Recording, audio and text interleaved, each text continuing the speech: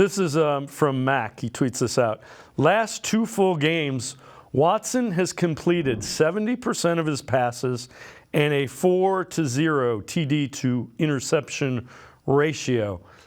And again, if Deshaun Watson takes care of the football, makes 1 or 2 big passes, he's doing everything you need him to do to win football games with this defense.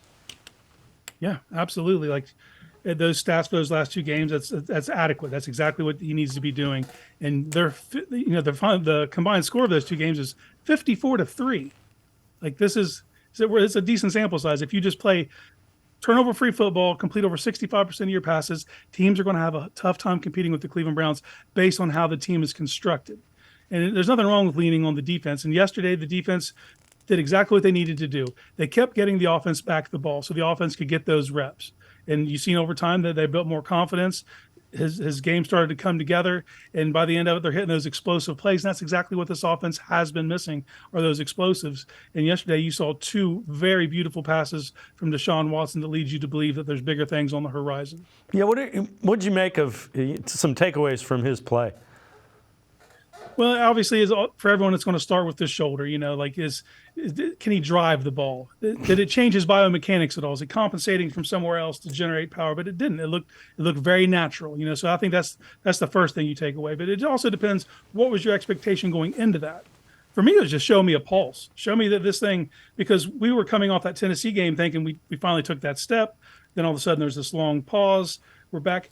I think after the first quarter of yesterday's game, he kind of picked up where he left off at Tennessee, and you saw the continuation of it. And it's the small things. It's his ability to evade in the pocket and maintain control and evade blitzers. He only had 1 bad rep as far as pressure, in my opinion.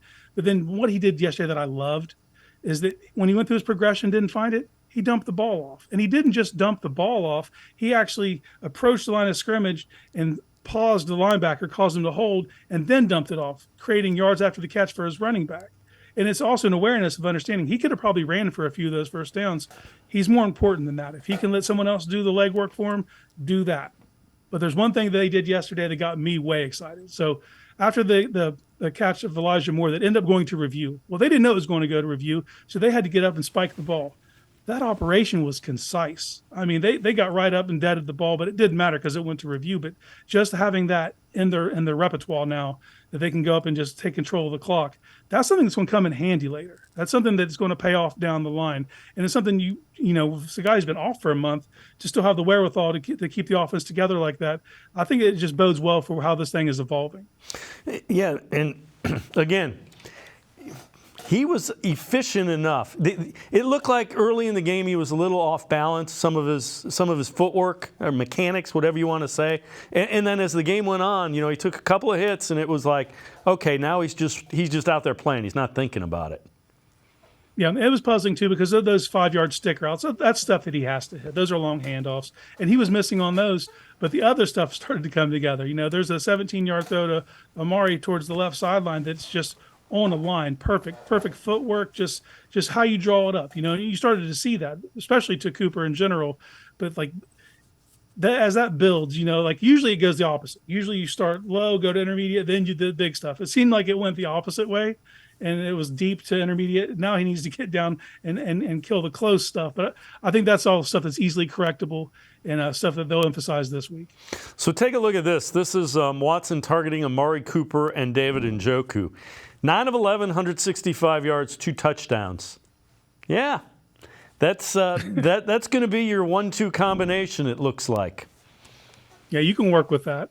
We obviously know what Cooper is to this passing game, but there's been an added emphasis to get Njoku involved, and I think it's long overdue.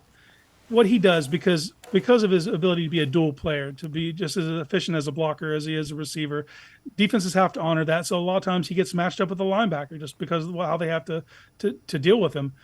And he provides easy answers, and he's someone who can get yards after the catch. So just an added emphasis to get him the ball is going to pay off. And you saw how it worked in the red zone. Like, that was simple. Why make things harder than they need to be? It's just find the easy answers. And that's what I expect Stefanski to do for Watson, especially over this next month.